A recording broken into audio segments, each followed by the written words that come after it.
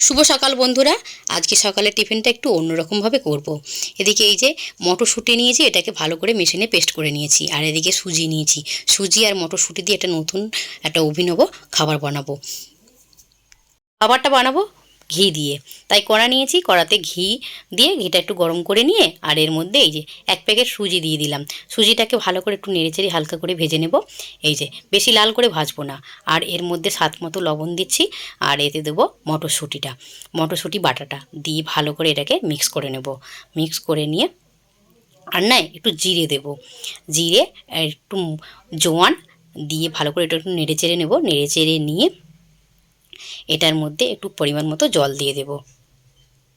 Minute 5 মতো কড়াতে এই যে নাড়তে থাকবো। এইভাবে না নাড়লে কিন্তু এটা তলায় লেগে যাবে। তাই এটাকে নেড়ে নেড়ে একদম শক্ত মতো করে নেব, আটার দলার মতো করে নেব।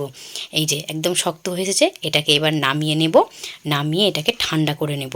ঠান্ডা করেই তারপরেই খাবারটা বানাবো। সুজির মণ্ডটা ঠান্ডা হয়ে গেছে। হাতেতে একটু ঘি নিয়ে নিয়েছি। ঘিয়ের জায়গায় এটাতে তেলও নিতে পারো তোমরা। এটাকে একটু দলে দলে ভালো করে মেখে নিচ্ছি। আর এটা মেখে নিয়ে এর মধ্যে এবার হাতের সাহায্যে আমি একটা শেপ দিয়ে নেব।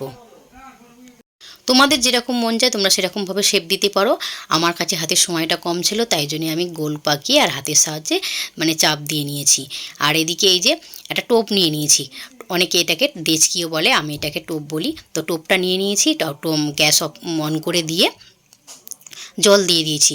এটাকে ভাপে সেদ্ধ করে নেব। আর একটা ঝাঁঝরি নিয়েছি, ঝাঁঝরির মধ্যে একটুখানি সাদা তেল লাগিয়ে নিয়েছি। আর এই যে এক একটা করে তুলে দিচ্ছি। দিয়ে এটাকে ভাপেতে মিনিট 7-8 মিনিট মতো ভাপে সেদ্ধ করে নেব। সেদ্ধ করে নিয়ে এটাকে নামিয়ে নেব। 7-8 মিনিট পর গ্যাসটা অফ করে দিয়েছি। অফ করে দিয়ে এই যে ঢাকনাটা খুলে নিলাম। একটুখানি ঠান্ডা করে নেব। 1-2 মিনিট মতো রেখে এটাকে এবার নামিয়ে নেব। এই যে থালার মধ্যে নামিয়ে নিচ্ছি। নামিয়ে এটাকে একটু ঠান্ডা করে নেব।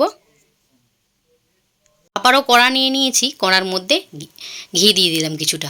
ঘিয়ের জায়গায় তোমরা তেল ব্যবহার করতে পারো। আর এই যে ঘিটা গরম করে নিয়ে কালো সর্ষে 1 চামচ, 1 চামচ সাদা তিল আর এদিকে কারি পাতা দিয়ে ভালো করে এটাকে একটু নেড়েচেড়ে ভেজে নেব। আর এর সাথে সাথে না একটু লঙ্কা গুঁড়ো দিচ্ছি। লঙ্কা গুঁড়োর জায়গায় চিলি ফ্লেক্স দিলেও বেশ ভালো হতো, কিন্তু চিলি ফ্লেক্সটা আমার কাছে শেষ হয়ে গেছে। তাই জন্য চিলি ফ্লেক্স ছাড়াই আমি করলাম, লঙ্কা গুঁড়ো দিলাম। এটা দিয়ে একটু নেড়েচেড়ে ভেজে নিয়ে আর এদিকে যে ভাপিয়ে রেখেছিলাম সেগুলোকে তুলে দেবো। তুলে দিয়ে ভালো করে একটু নেড়েচেড়ে নেব। একটু নেড়েচেড়ে হালকা করে ভেজে নেবো, বেশি ভাজবো না। আর এটা কিন্তু দেখতে কিন্তু দুর্দান্ত হয়েছে, তাই না বন্ধুরা? এরকম কালারফুল সবজি খাবার হলে না আমার ছেলেমেয়েরা কিন্তু ভীষণ ভালোভাবে খায় আর পুরো প্লেট পরিষ্কার করে দেয়। বাবু তো আসছে আর দেখে যাচ্ছে এত সুন্দর একটা কালারফুল খাবার টিফিন দেখে ভীষণ খুশি। চলো, ভাজা হয়ে গেছে। গ্যাসের ফ্লেমটাকে অফ করে দেবো। অফ করে দিয়ে এটাকে এবার নামিয়ে নেব। নামিয়ে বেশি নয়, হালকা করে ঠান্ডা করে নেব। এর মধ্যে একটা চাটনি বানালেও বেশ ভালো হয়।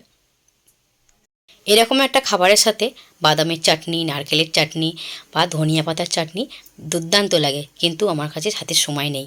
টিফিনটা খেয়ে দেই দোকানে বসতে হবে। মামসোনার ড্যাডি যাবে দোকানের জন্য মাল আনতে। হাতের কাছে যা ছিল তাই দিয়েই প্লেটিং করে নিয়েছি।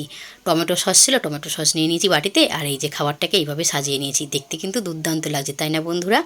আর এটা খেতেও কিন্তু দারুণ হয়েছিল। তোমাদের কাছে কার কেমন লাগলো এই রেসিপিটা অবশ্যই বলো। আর যদি ভালো লেগে থাকে একটা লাইক দিয়ে দিও। পাশে থেকো, সকলেই ভালো থেকো, সুস্থ থেকো, সাবধানে থেকো।